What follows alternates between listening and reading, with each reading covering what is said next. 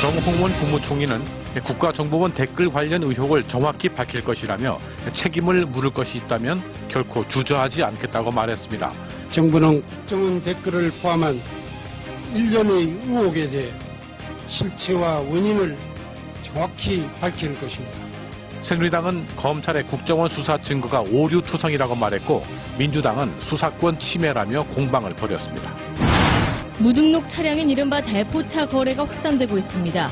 유지차를 반값에 팔겠다고 광고까지 하면서 버젓이 사고 파는 현장 취재했습니다. 수면 내시경 검사를 받은 뒤 병원 화장실에 갔다가 넘어져 의식을 잃은 환자에 대해 병원도 책임이 있다는 판결이 나왔습니다. 병원이 환자 보호 의무를 게을리했다고 판단했습니다. 시중에서 판매되는 남성용 청바지 일부 제품에서 발암물질이나 환경 호르몬이 검출됐습니다. 유명 상표를 단 청바지인데 염료에 유해물질이 섞여 들어갔습니다. 다이어트 식품이나 어린이 간식으로 인기 있는 떠먹는 요구르트에 각설탕 4개 분량의 당분이 들어있는 것으로 나타났습니다. 웬만한 과자보다 많은 양입니다. 성인병의 주범으로 알려져 있는 지방의 위험성은 과장된 것이며 설탕이 더 위험하다는 주장이 나왔습니다. 하지만 포화지방의 유해성도 주의해야 한다는 의학계의 논란 알아봅니다. 가수 아이유의 신곡 분홍신을 놓고 인터넷에서 표절 논란이 뜨겁습니다. 김현식의 유작 한 곡도 논란에 휩싸였는데 표절 의혹이 끊이지 않는 이유 취재했습니다. 여군 대위가 상관의 성관계 요구에 시달리다 자살했다는 의혹이 제기되면서 군대 내 성범죄의 심각성이 드러나고 있습니다. 군 성범죄가 끊이지 않고 있지만 실형 선고를 받는 경우는 거의 없는 실태, 집중 취재했습니다. 일본과 영토 분쟁 중인 중국이 100m 규모의 핵 잠수함 훈련 모습을 처음으로 공개했습니다. 폭격기를 일본 오키나와 인근까지 출격시킨 데 이어서 핵 잠수함으로 일본을 압박하고 있습니다. 삼성전자와 현대기아차가 거둔 지난해 순이익이 전체 국내 기업 46만여 곳의 30%에 육박했습니다.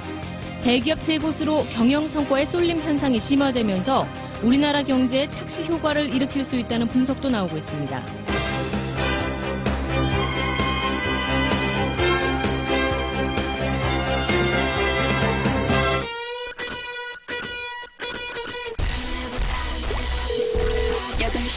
뉴스 볼 시간, 친절한 노티스리가 8시를 알려드립니다. 여러분 안녕하십니까. 정홍원 국무총리는 오늘 대국민 담화를 통해 국정원 댓글 의혹은 철저히 규명할 테니 정치권은 정쟁 대신 경제 살리기에 힘을 모아달라고 호소했습니다. 공공기관에 대한 대대적인 사정 작업도 시사했습니다. 정준희 기자가 보도합니다. 정홍원 국무총리는 대국민 담화를 통해 전국 경색을 불러온 국정원 댓글 의혹의 실체와 원인을 명확히 규명하겠다고 밝혔습니다. 대통령도 제기된 의혹들에 대해 철저히 조사해 잘못된 것은 책임을 묻겠다는 뜻을 분명히 했다고 강조했습니다. 정부는 사법부의 판단과 조사 결과가 나오는 대로 필요한 조치를 취할 것입니다. 책임을 물을 것이 있다면 결코 주저하지 않을 것입니다. 정 총리는 또 어렵게 살아나는 경기 회복의 불씨를 살려야 할 시기에 계속되는 전국 혼란은 국민 경제에 도움이 되지 않는다며 정치권의 협조를 당부했습니다. 특히 4조 원 규모의 외국인 투자 촉진법과 관광진흥법 등을 신속히 처리해달라고 호소했습니다. 법안 하나하나가 투자 진작 및 일자리 창출과 직결되는 것들로 시급히 처리되어야 합니다. 이어 구질적인 공공기관의 방만 운영과 복지 수급 부정 등을 바로잡을 것이라며 대대적인 사정작업과 개혁을 시사했습니다. 새누리당은 민생 현안이 외면당하는 상황에서 적절한 담화 발표였다며 환영했고 민주당은 불법 대선 개입 정국을 호도하기 위한 물타기라고 주장했습니다. MBC 뉴스 정준입니다. 새누리당이 검찰이 국정원 대선 개입 의혹으로 제시한 증거들을 분석한 결과 상당수 오류를 발견했다며 해명을 요구했습니다. 민주당은 수사권 침해라고 반발했습니다. 김지훈 기자입니다. 새누리당은 검찰이 공소장 변경에 추가한 국정원 트위터 자료 5만 6천여 건을 이수해 분석한 결과 박근혜 대선 후보를 비판한 글이 박근혜 지지로 분류됐고 문재인 후보나 안철수 지지글은 야당 후보 반대 증거로 제출됐다고 밝혔습니다.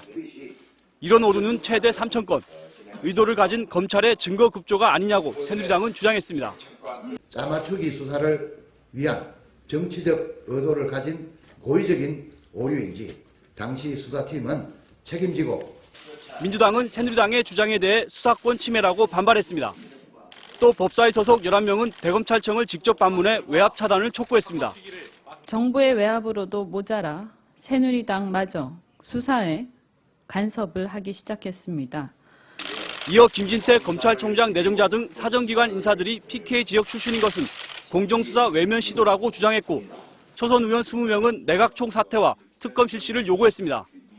이런 가운데 국정원은 검찰이 집계한 트위터 5만 6천여 건 가운데 1만 5천여 건은 국정원과 상관없는 박사모 소속 개인의 글이며, 직원이 관련된 2,200여 건 중에도 직접 작성한 글은 130여 건뿐이라고 밝혔습니다. MBC 뉴스 김지훈입니다.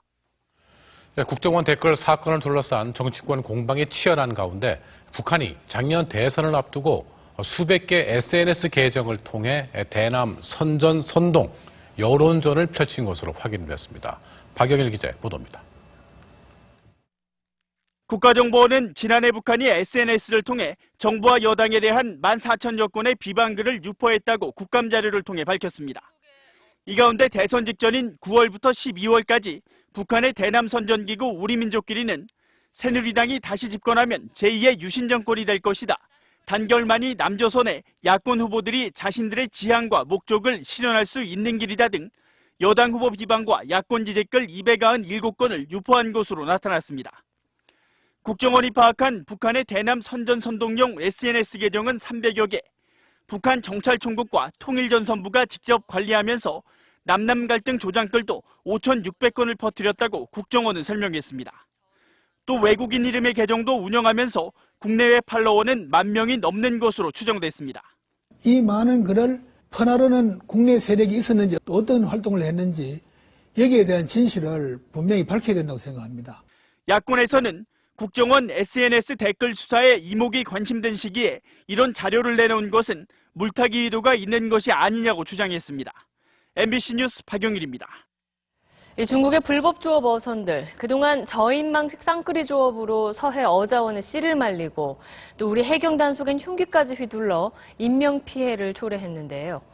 정부가 중국 정부와 서해상 불법 조업을 함께 단속하기로 합의했습니다. 김재경 기자입니다. 배 전체에 철갑을 두르고 쇳덩이와 화염병으로 무장한 중국 불법 어선. 계속해서 화염병을 던지고 있어. 우리 단속 대원들을 쇠파이프로 공격하는가 하면 도끼와 해머까지 동원합니다. 전쟁터를 방불케 하는 단속 현장. 중국 어민들의 난동에 최근 10년간 우리 해경 2명이 숨졌고 61명이 다쳤습니다. 허가를 받은 중국 어선도 골칫거리. 단속반이 올라타 보니 조업 허가량의 40배가 넘는 5,000kg의 생선이 수북이 쌓여 있습니다. 취업까지 싹쓸이했습니다. 원래 작은 거예요? 이것은 지금 저기 새끼인데. 정부는 중국과의 협상 끝에 서해를 공동 순시하는 등 단속을 강화하기로 했습니다. 또 내년부터는 바다에 체크포인트를 지정해 통과 어선에 불법 어획물이 실렸는지도 확인하기로 합의했습니다. 중국이 공산주의 국가이기 때문에 중국의 지도선이나 어선에 뛰면 무허가 어선들은 처음부터 겁이 나서 많이 접근 안 할 겁니다. 그러나 중국 어선의 저항에 어떻게 대응할지 등 구체적인 단속 방법에 대해서는 아직 합의하지 못해 이번 조치가 얼마나 효과를 거둘지는 지켜봐야 할 것으로 보입니다. MBC 뉴스 김재경입니다.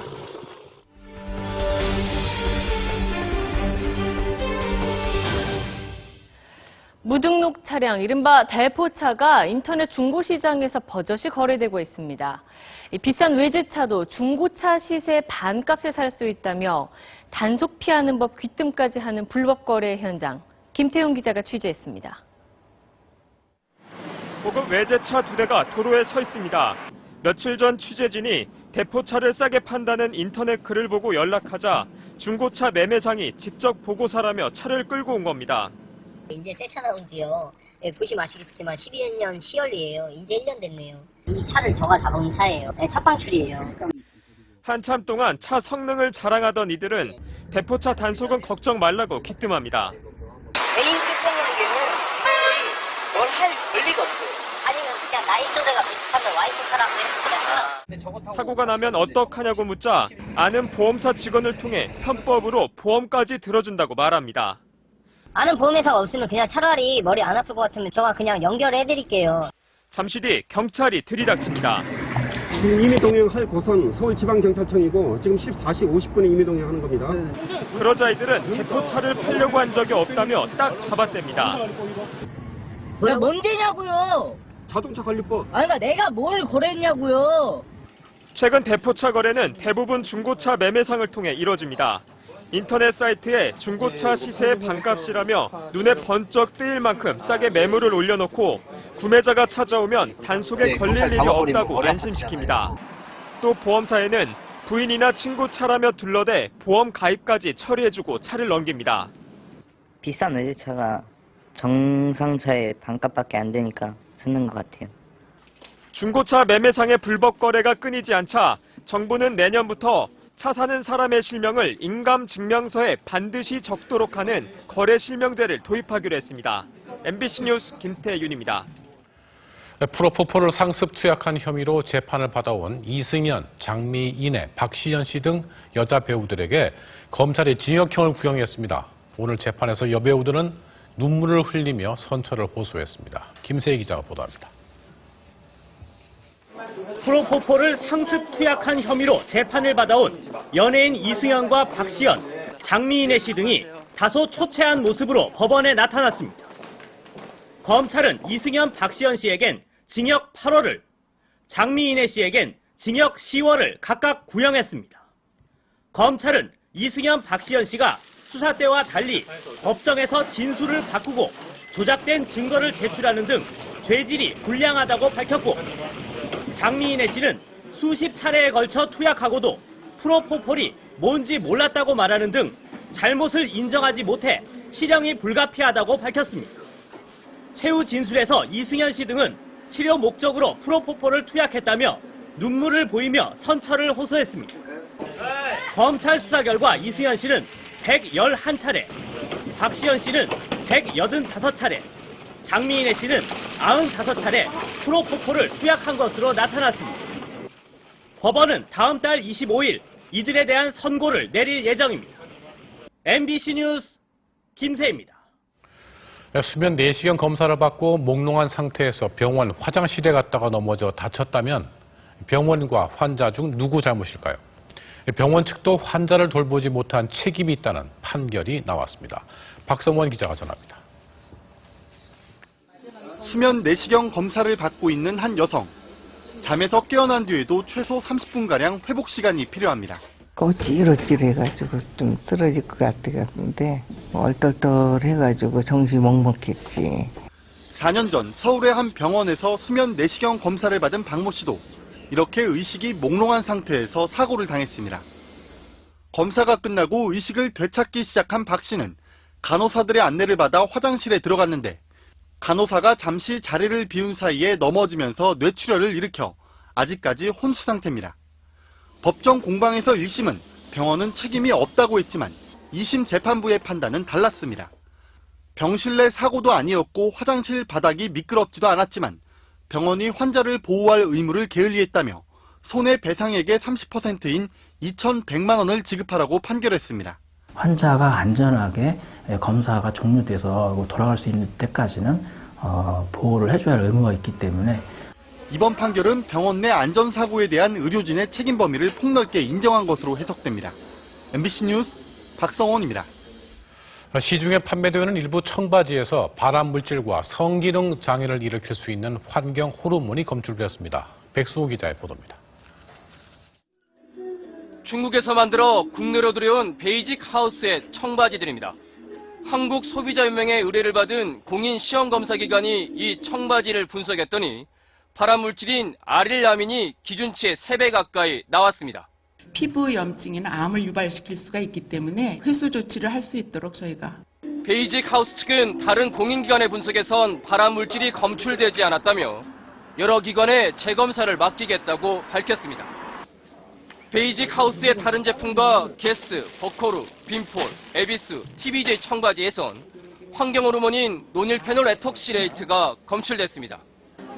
국내 권고 기준 이내이긴 하지만 나이키와 아디다스 등 글로벌 기업들이 오는 2020년까지 전면 사용 금지하겠다고 발표할 만큼 유독성 논란이 있는 물질입니다.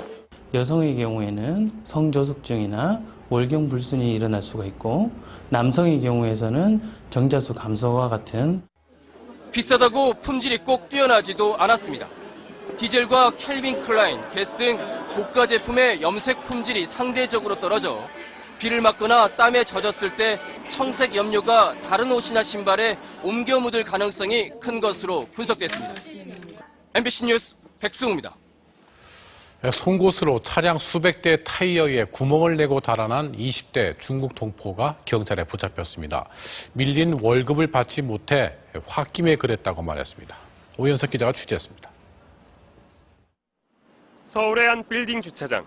한 남성이 주변을 두리번거리더니 주차된 차량 뒷바퀴를 쿡쿡 찌릅니다. 송곳으로 타이어에 구멍을 내고 있는 겁니다. 다 바퀴를 다 빵꾸 내가지고 그 구조물로 안 닿더라고. 만약에 다 갈아버렸어요, 차. 이 남성은 인근 상가와 700m 떨어진 아파트에 주차된 차량 바퀴도 구멍을 낸 뒤 유유히 사라졌습니다. 지난 24일 하루 동안 영등포 일대 차량 25대가 피해를 봤습니다. 대낮에 행인이 있어도 개의치 않고 타이어에 구멍을 냈습니다. 범인은 이 같은 사무용 송곳을 이용해 차 바퀴에 구멍을 냈습니다. 이렇게 당한 차가 서울에만 200여 대입니다. 범인은 지난해 입국한 중국 동포 26살 허모 씨. 다니던 회사 두 곳에서 월급 200여만 원을 못 받아 노동청에 신고했지만 빨리 처리되지 않자 홧김에 범행을 저지르다 결국 구속됐습니다. 화가 날 때마다 그 펑크를 낼 때 좀 스트레스가 해소됐다라고 이렇게 얘기를 합니다. 기분에 따라 눈에 띄는 차 바퀴에 모두 구멍을 낸 탓에 피해 규모만 1억 6천만 원으로 집계됐습니다. MBC 뉴스 오연석입니다. 일본산 고등어를 국산으로 둔갑시켜 판매한 업체 대표가 구속됐습니다. 팔려나간 고등어가 방사능에 오염됐는지 여부는 지금으로서는 알 길이 없습니다. 양효걸 기자입니다. 지난 2011년 경북의 모 수산물 가공업체가 간고등어 특판에 들어갔습니다. 봉화송이 간고등어라는 이름까지 붙인 지역 특산물이었습니다. 하지만 전체 300톤 가운데 국산은 단 20%, 나머지는 모두 수입산이었습니다. 부산의 한 수산물 수입상이 이 업체의 일본산 고등어 180톤, 중국산 60톤을 넘겼는데 여기에 국산을 섞어 모두 국내산 간고등어로 판매한 겁니다. 거짓말 터지니까 아무래도 일본산 수산물이 소비자들이 안 찾으니 그걸 알고도 계속 그냥 국산이라고 하고 팔아보는 겁니다. 2010년 9월부터 2011년 말까지 판매한 금액만 7억 8천만 원어치. 이 중 90% 이상이 농협유통 하나로 클럽과 단위농협 매장 등에 납품돼 서울, 경기 등 전국으로 팔려나갔습니다. 농협유통 측은 납품받을 당시 원산지 증명서를 확인하고 이상이 없어 판매했다고 밝혔습니다. 전량이나 원산지 증명서를 받았고요. 거래 명세표상에도 다 국산으로 해서 들어왔습니다. 경찰은 가공업체 대표 51살 김모 씨를 구속하고 이 업체의 다른 수산물에도 수사를 확대하고 있습니다. MBC 뉴스 양효걸입니다.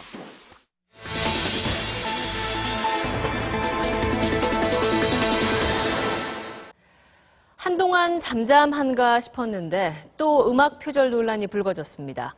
아이유의 신곡 분홍신을 두고 네티즌들 사이에서 표절 공방이 뜨거운데요. 이경미 기자가 취재했습니다. 아이유의 신곡 분홍신과 독일 2인조 그룹 넥타의 노래를 차례로 들어봤습니다.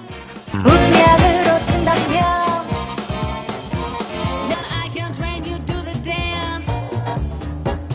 제가 딱 들었을 때 음정이 너무 비슷한 것 같아요. 아이유 소속사는 표절 의혹을 부인했습니다. 문제의 두 번째 소절은 코드가 다르고 후렴구와 첫 소절 등 곡의 핵심 부분 멜로디도 완전히 다르다는 겁니다.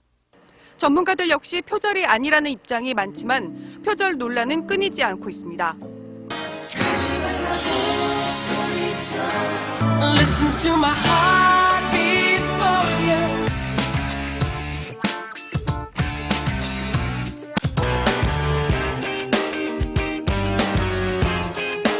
표절 시비가 일자 원 저작자와 협의해서 저작권료를 다시 논의했던 곡들인데 이런 사례가 잇따른 것이 대중들에게 불신으로 남은 겁니다. 심지어는 외국의 음악을 하나 예를 두고 이와 유사하게 가자 하는 그런 경우도 있거든요. 표절 여부 판단 기준이 결국 대중들한테 어떻게 들리느냐일 수밖에 없다는 것도 표절 논란이 계속되는 이유 중 하나입니다. 대중들에게 아직 그 표절이라는 기준이 굉장히 좀 애매하게 정해져 있는 게 있고, 이런 가운데 오늘은 최근 발표된 김현식 유작 앨범 중 세 번째 곡이 팝송인 오브리와 같다는 의혹이 제기됐습니다. 유작 음반 제작사 측은 표절이 아니라 작곡자 표기를 실수한 것이라면서 문제된 곡을 번안곡으로 수정해 앨범에 다시 실겠다고 해명했습니다. MBC 뉴스 이경미입니다. 다이어트를 하는 젊은 여성이나 아이들 간식 사려는 주부들은 이 건강을 생각해서 아무래도 이 달콤한 초콜릿 과자보다는 이런 떠먹는 요구르트가 낫다 생각하실 텐데요. 그런데 요구르트 한 개에 무려 각설탕 4개 분량의 당이 들어있다고 합니다. 신정현 기자입니다. 세계적인 웰빙 요거트. 완전 다이어트 자연식품이네. 웰빙과 자연원료를 앞세워 저마다 몸에 좋다는 떠먹는 요구르트 제품들. 다이어트 식품이나 어린이를 위한 간식으로 인기가 많습니다. 성장에 좋고 아이들이 음료수를 섭취하는 것보다 아무래도 농도가 짙은 걸 먹으면 좋잖아요. 소비자 문제연구소 컨슈머 리서치가 시중에 판매되는 떠먹는 요구르트 제품 45개를 조사했더니 개당 평균 12.4g의 당을 함유한 것으로 집계됐습니다. 작은 포장컵 하나에 평균 3g짜리 각설탕이 4개 넘게 들어있는 셈입니다. 인기 과자인 초코파이 한 개보다 당 함량이 높고 같은 용량으로 비교하면 탄산음료 콜라와도 비슷합니다. 제품으로는 푸르밀의 돌 프리미엄 블루베리와 빙글의 요플레 딜라이트 딸기가 한 개당 당 18g이 포함되어 있어 이들 제품 한 개만 먹어도 하루 당 권장량의 3분의 1을 넘었습니다. 무턱대고 많이 먹었을 경우에는 사실 건강에 위해가 있을 수도 있기 때문에 영양성분 표시를 잘 살펴서 적당한 섭취량을 조절을 하시는 게 제조사들은 떠먹는 요구르트에는 원재료인 우유에서 나오는 당 성분이 상당량 함유돼 있어 인위적으로 넣는 당과는 다르다고 해명했습니다. MBC 뉴스 신정현입니다.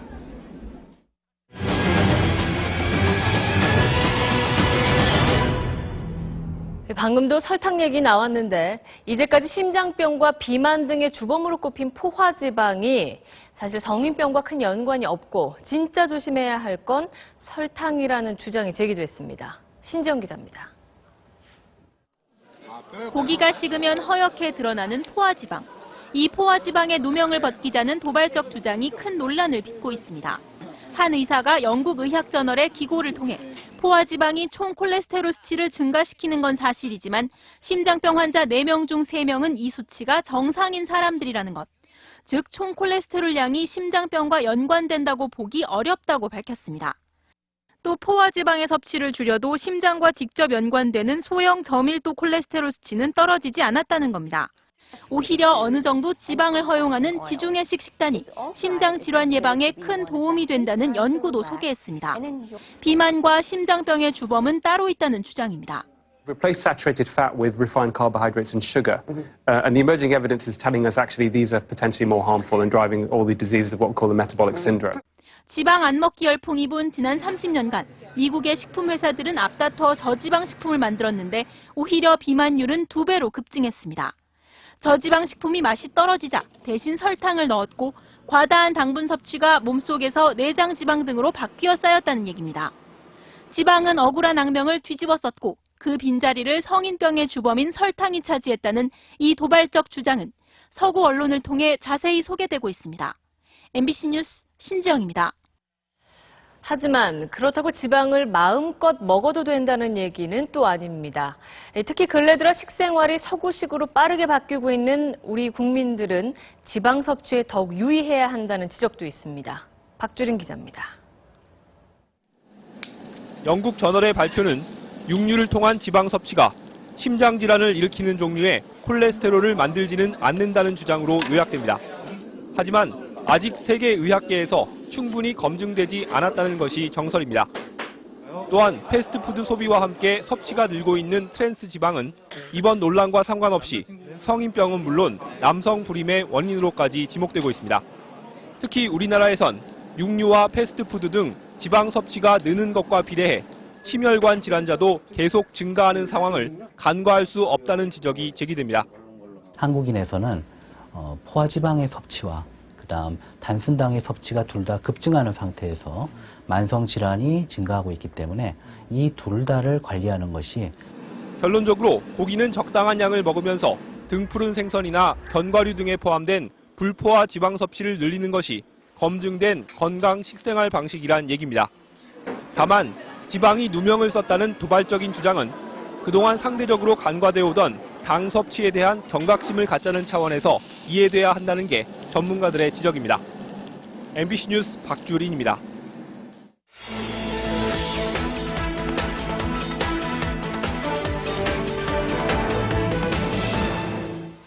요즘 하늘이 유난히 높고 파랗죠.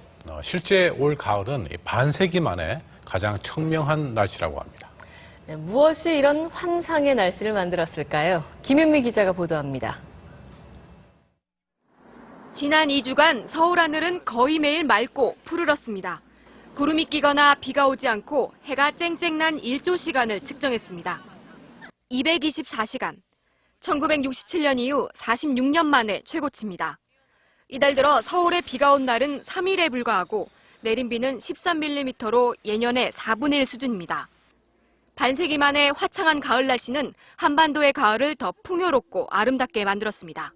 올해 그 일교차가 심하고 또 아주 일기를 너무 잘해줘가지고 이렇게 빛깔이 좋은 거예요.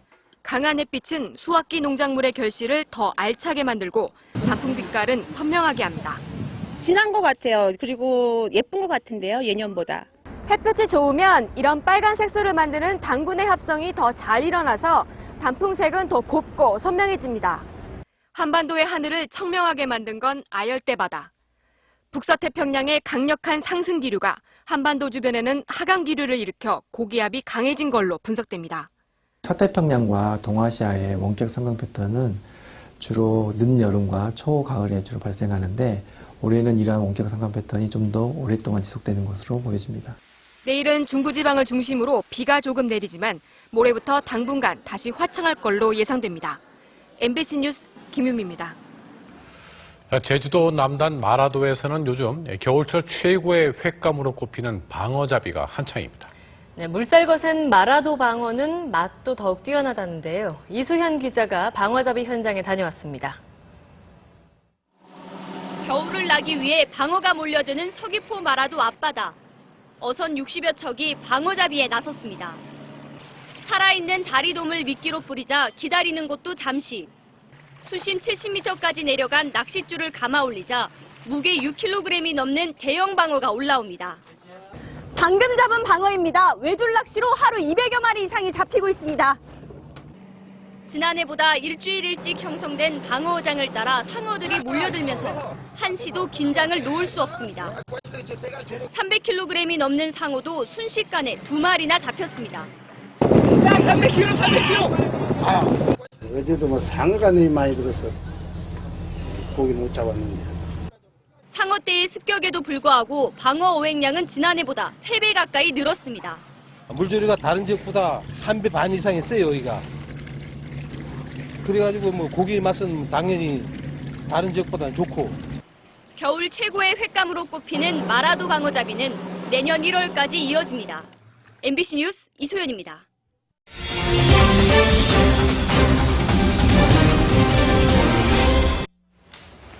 최근 상관의 성관계 요구에 시달리던 여군 장교가 스스로 목숨을 끊었다는 의혹이 제기됐는데요.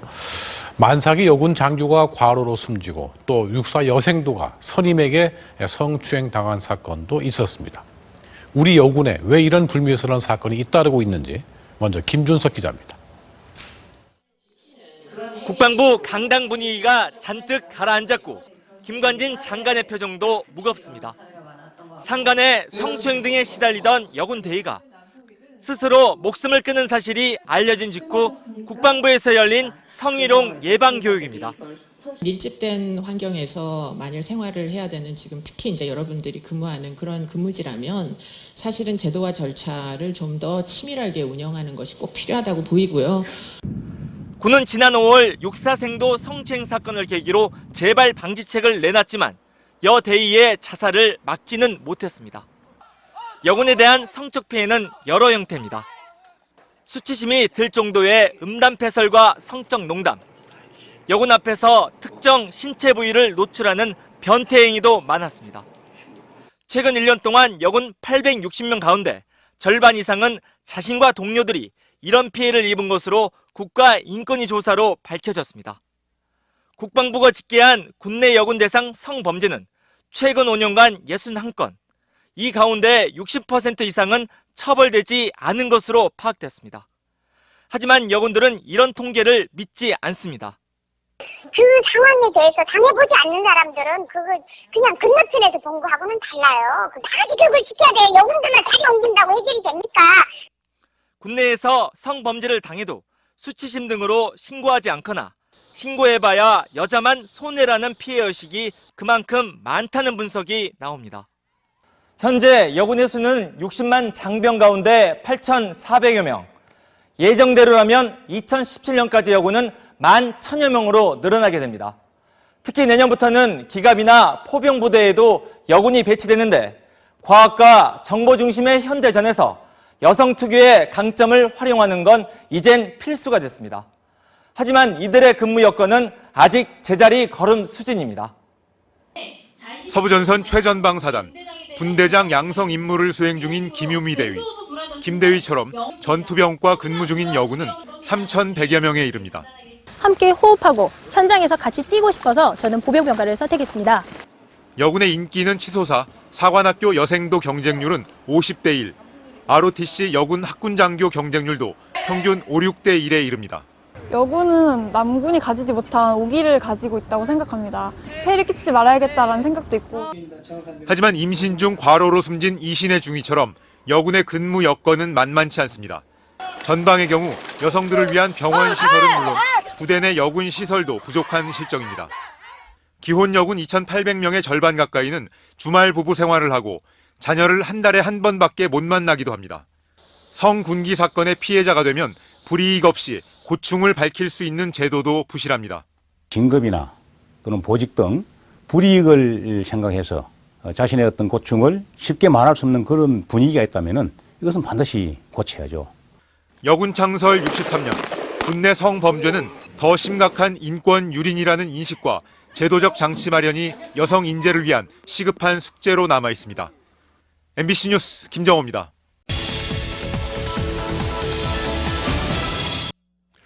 네, 10년 전 80개 정도였던 공립박물관이 지금은 330개까지 늘어났습니다. 막대한 예산이 투입됐는데 과연 제대로 이용되고 있는 걸까요? 돈 먹는 하마로 전락한 박물관. 오유림 기자가 취재했습니다. 29억 원을 들여 완공한 경북 상주의 명주박물관. 안내데스크는 비어있고 관람객도 찾아보기 어렵습니다. 방명록에는 관람객이 아예 없는 날도 있습니다. 일일 평균 45.8명. 그러니까 주말에는 사람들이 많이 와요.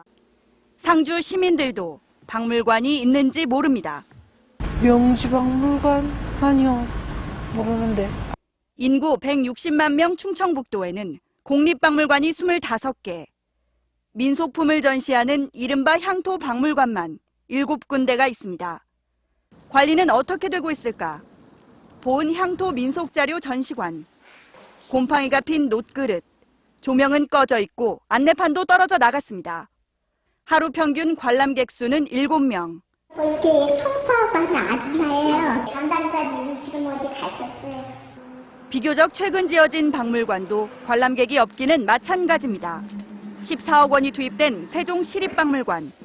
그러나 전시물이 적은 데다 도심에서 한참 떨어져 있어 관람객은 하루 평균 3명 정도입니다. 어떤 분들은 시립박물관인데 이게 다냐 이렇게 하시는 분들도 있는데 평일날에는 많으면 5명 와요. 전국의 공립박물관은 약 330개. 최소 5천억 원 이상의 세금이 들어갔지만 절반가량은 하루 입장객이 100명이 안 되고 10곳 중 한 곳은 10명을 넘기지 못하고 있습니다. MBC 뉴스 오유림입니다. 삼성과 현대차, 기아차의 순이익이 국내 기업 전체의 거의 3분의 1을 차지한다고 합니다. 이들 기업들을 빼고 나머지는 수익이 계속 줄고 있습니다. 결코 바람직한 구조가 아닙니다. 강민국 기자입니다. 팔이 바닥에 닿기도 전에 이미지 17장을 다운받는 시간 1초. 지난 4월 출시 후 4천만 대가 팔린 갤럭시 S4. 스마트폰이 세계 시장을 선도하고 있는 가운데 반도체 수출까지 늘면서 삼성전자의 지난 3분기 영업이익은 10조 2천억 원, 사상 최대를 기록했습니다. 현대차와 기아차도 각각 산타페 11%, K5 50%씩 판매가 늘며 둘이 합쳐 지난해에만 7조 4천억 원 순이익을 냈습니다. 세 기업의 순이익만 무려 24조 8천억 원, 국내 기업 전체의 28%를 넘었습니다. 성장이 낮다 보니까 시장에서 지배력이 아주 높거나 기술력이 아주 높은 기업에 한해서만 이익이 나타나고 2010년부터 2012년 사이 우리나라 전체 기업의 순이익은 34% 줄었지만 이 세 기업만큼은 37% 올랐습니다. 하지만 몇 개 수출 기업의 수익이 편중돼 있어 이 중 하나만 흔들려도 우리 경제 전체가 휘청거릴 수 있습니다. 일부 대기업만 잘 나가는 현 상황을 극복하기 위해선 중견기업도 인류기업으로 클 수 있도록 정부가 나서야 한다고 전문가들은 지적합니다. MBC 뉴스 강민구입니다. 중국이 베일에 쌓여있던 핵 잠수함 부대를 처음으로 공개했습니다. 센카쿠 열도 분쟁을 벌이고 있는 일본에 대해 무력 시위를 벌인 것으로 보입니다. 베이징 김대경 특파원입니다. 100m가 넘는 침묵의 살인 무기 중국의 핵 잠수함이 모습을 드러냅니다. 최신의 핵 잠수함에서는 미국 본토를 위협할 수 있는 사정거리 8,000km의 탄도미사일이 솟구쳐 오릅니다. 지난 1970년 창설된 핵 잠수함 부대가 언론에 공개된 것은 처음으로 잠수함 승조원들의 훈련 모습도 소개됐습니다. 不同的目标进行攻击，确保在实际使用鱼雷时，我们的武器打得准，打得狠。 중국이 보유한 잠수함 65척 가운데 핵 잠수함은 9척으로 지난 5월 일본 오키나와 인근 해역을 잠항하기도 했습니다. 중국이 탐지하기 어려운 핵 잠수함 부대를 공개한 건 센카쿠 영유권 분쟁 중인 일본에 대해 군사력을 과시한 거란 분석입니다. 중국군 폭격기가 25일부터 연일 오키나와 근처를 비행한 데 이어 오늘은 중국 선박 4척이 센카쿠 근해에 약 한 달 만에 다시 진입하면서 중일 갈등은 한층 가열되고 있습니다. 베이징에서 MBC 뉴스 김대경입니다. 자동차가 비행기로 변신해서 날아오르고 비행기를 가득 실은 항공모함이 공중에 떠 있는 상상이 현실이 되고 있습니다. 국내에서 개발되고 있는 각양각색의 무인 항공기, 전동혁 기자가 취재했습니다. 4대의 비행기를 실은 커다란 이착륙장이 땅을 박차고 떠오릅니다. 공상영화에서나 보던 하늘의 항공모함입니다. 그 위에서 자유롭게 올랐다 내리는 소형 무인기들. 장거리 임무가 가능하고 연료도 재충전할 수 있습니다. 프로펠러가 옆에 달려 수직으로 눕기도 하고 뒤집혀나는 전천후 사이클롭터와 UFO 비행 접시. 그리고 공 모양의 비행체도 있습니다. 이 비행체는 공 모양의 철망 덕분에 사람이나 물체와 충돌해도 피해와 손상을 최소화할 수 있습니다. 배달하는 시스템이라든지 원자력 사고 지역 같은 곳에 군안 활동을 하거나 범죄 예방과 같은 그런 활동에 응용될 수 있는 하늘을 나는 자동차도 현실이 됐습니다. 땅에선 달리고 길이 없으면 수직으로 떠서 갑니다. 긴 날개와 활주로 없이도 날도록 고안돼 실제 유인 자가용 항공기 개발로 이어질 수 있습니다. 아파트의 옥상이나 이런 데서 이륙을 해갖고 말하자면 처갓집의 옥상에 내릴 수 있는 이 시대가 올 것인데 이미 한 60%는 우리가 개발을 완료했습니다. 남은 건 비행체 간 충돌 방지 기술과 공중의 교통정리 시스템. 이르면 20년 내 하늘자동차 시대가 열릴 걸로 항공 전문가들은 전망합니다. MBC 뉴스 전동혁입니다. 전 세계에서 유일하게 여성의 운전을 금지하고 있는 사우디아라비아에서 일부 여성들이 차를 몰고 시위를 벌였습니다. 사우디 정부는 모두 체포했습니다. 장현주 기자입니다. 히잡을 쓰고 생애 첫 운전에 나선 여성. 경적을 울리며 흥분을 감추지 못합니다. 여성의 운전을 금지하고 있는 사우디아라비아에서 참다 못한 여성들이 차를 몰고 거리에 나온 겁니다. I'm a Saudi woman and I honk for Saudi women right to drive. 이틀 전에는 60여 명의 여성들이 모여 집단으로 운전할 수 있는 권리를 요구하는 캠페인을 벌였습니다. 하지만 여성들의 운전을 절대 허용할 수 없다는 사우디 정부의 입장은 강경했습니다. ستكشف وجهها ستسافر من دون محرم ستكون الفرصة مهيئة للقاء بالشباب والشابات وغيرها للتبرج والاختلاط بالرجال ونحو ذلك. 캠페인에 참여한 여성 14명이 체포됐고 이들 여성들은 다시는 운전대를 잡지 않겠다는 서명을 강요받은 것으로 전해졌습니다. 사우디에서 여성들의 운전 요구 시위는 20여 년 전부터 시작됐습니다. 1990년 시위에 참여한 여성 50명이 모두 여권을 압수당하고 해고됐고 2년 전에도 여성 1명이 체포됐습니다. MBC 뉴스 장현주입니다. 최근 석 달간 환율이 계속 급락하고 있습니다. 겨우 회복세 보인 국내 경기에 찬물 끼얹을까 하는 우려 속에 정부가 대응 수위를 높이기로 했습니다. 장미일 기자입니다. 요즘 수출 기업들의 가장 큰 고민은 환율 전망입니다. 9월 초 1,100원대였던 원달러 환율이 32거래일 만에 1,050원대까지 떨어지면서 수익성 악화가 우려되기 때문입니다. 수출한 중소기업들이 사실 수익성이 굉장히 악화되고 있어요. 그래서 많이 걱정들이 많고요. 또 그런 거에 대한 분위기가 많이 옵니다. 오늘 외환 시장에서 원달러 환율은 어제보다 70전 내린 1,061원 10전에 마감됐습니다. 지난주 외환 당국이 구두 개입하면서 사흘 동안 진정 기미를 보이다가 또다시 하락세로 돌아선 겁니다. 환율 급락은 바이코리아 열풍이 계속되는 가운데 수출 호조에 힘입은 경상수지가 19개월 연속 흑자를 보여 달러화 공급이 늘었기 때문입니다. 대내적인 경제 체질의 강건성으로 인해 가지고 역설적으로 한국 경제의 어떤 회복이 또 지연될 수 있는 요인이 되지 않을까. 정부는 환율이 모처럼의 경기 회복세에 걸림돌이 될까 우려하며 신속 대응할 방침입니다. 정부 관계자는 모니터링을 강화하며 추후 외환 시장에 낼 메시지를 고민 중이라고 밝혔습니다. 외환 당국의 경계 심리 강화로 연말까지는 1,050선이 지지될 거란 관측이 나오고 있습니다. MBC 뉴스 장미일입니다.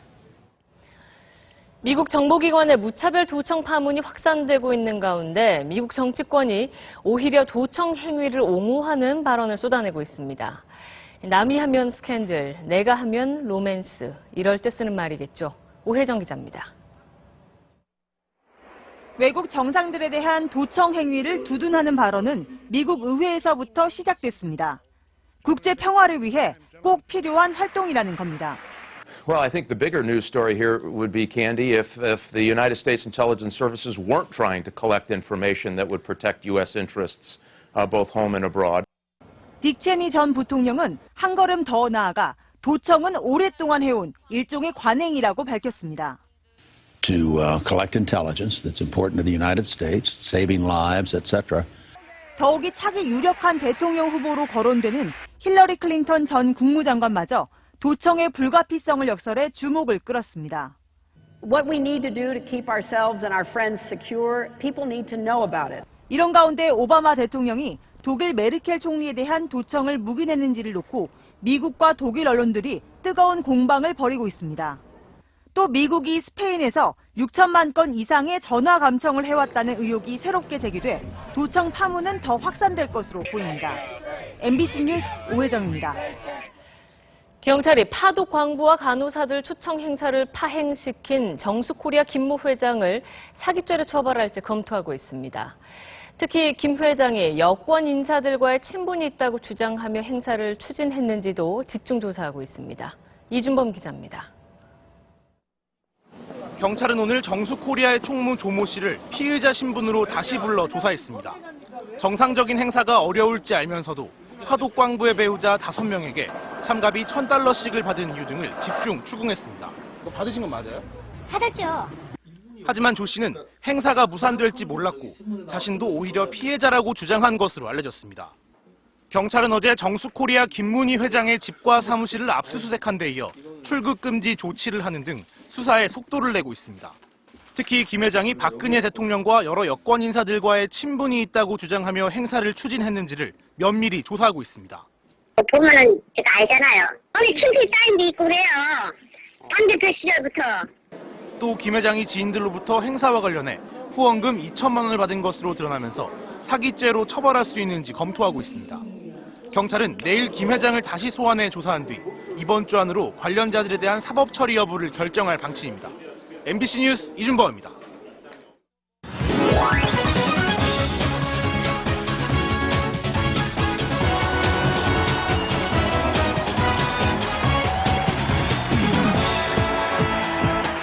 안녕하세요. 스포츠 뉴스입니다.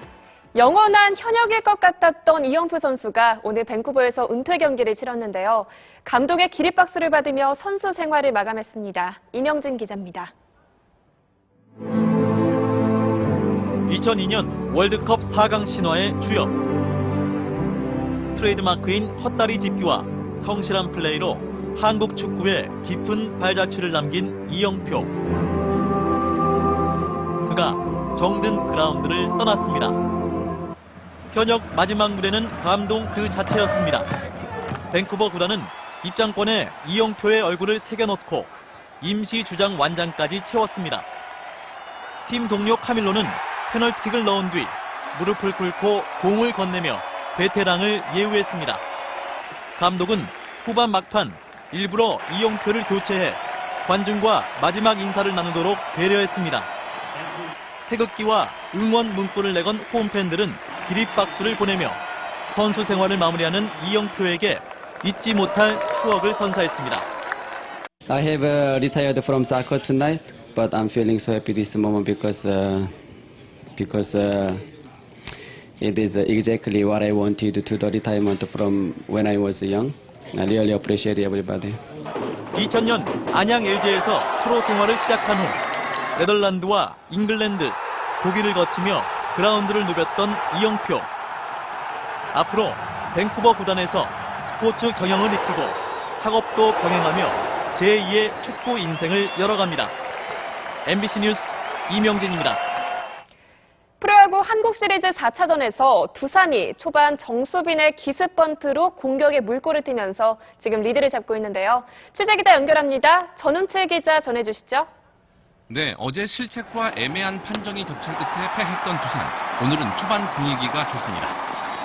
1회 정수빈이 특유의 번트 실력을 과시하며 물꼬를 텄고 최준석이 큼지막한 2루타를 터뜨려 정수빈을 홈으로 불러들였습니다. 이어진 양의지의 희생플라이까지 두산은 1회에 먼저 2점을 달아났습니다. 이대로 무너지면 궁지에 몰리는 삼성은 2회 고전하던 선발 배용수를 차우찬으로 과감하게 바꾸어 반전을 꾀했습니다. 하지만 앞선 3경기에서 모두 6점에 그친 타선이 오늘도 문제입니다.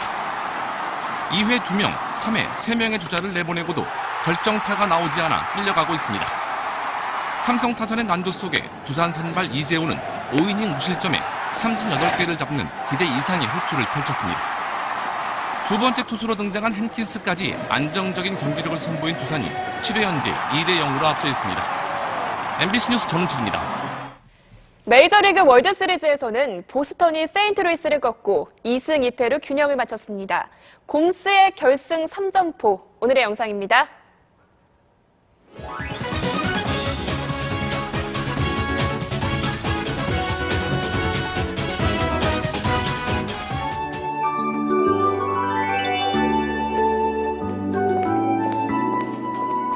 오늘 구름이 끼면서 서늘한 감이 돌았지만 고즈넉한 가을 분위기를 느낄 수 있었는데요. 내일은 중부지방에서 가을비가 살짝 내리겠습니다. 주로 낮부터 밤 사이 서울, 경기와 영서, 충청 북부지방 쪽에 내리겠고요. 양은 5mm 안팎으로 적겠지만 국지적으로 벼락이 치거나 돌풍이 부는 곳도 있겠습니다. 보통은 가을에 비가 내리면 한 번씩 추워지기 마련이죠. 그런데 이번에는 비가 그치더라도 크게 추워지진 않을 전망입니다. 서울 경우 내일 낮 기온이 오늘과 비슷한 16도 예상되고요. 비가 그친 뒤에도 17도 안팎을 넘나들어 쾌적하겠습니다. 아침 기온도 내내 평년 수준을 유지할 걸로 보여서 일교차에만 대비하시면 되겠네요. 지금 하늘에는 구름이 가득한데 비를 갖고 있진 않은 걸로 분석되고 있습니다. 내일 우리나라 북쪽으로는 약한 기압골이 지나겠습니다. 이 때문에 서울과 중부지방에선 산발적으로 빗방울이 떨어지다가 낮부터 비가 조금 내리겠습니다. 그 밖의 지방은 가끔 구름만 지나겠는데요. 아침 기온은 여전히 10도를 밑돌아서 다소 쌀쌀하게 느껴지겠고요. 낮 기온은 오늘과 비슷하거나 조금 낮은 정도 예상됩니다. 물결은 모든 바다에서 잔잔하게 일겠습니다. 주 후반에는 쾌청한 가을 날씨를 보이겠습니다. 이어서 세계 날씨입니다.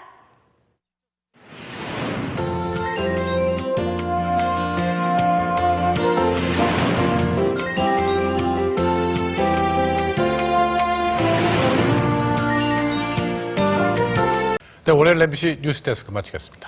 여러분 고맙습니다.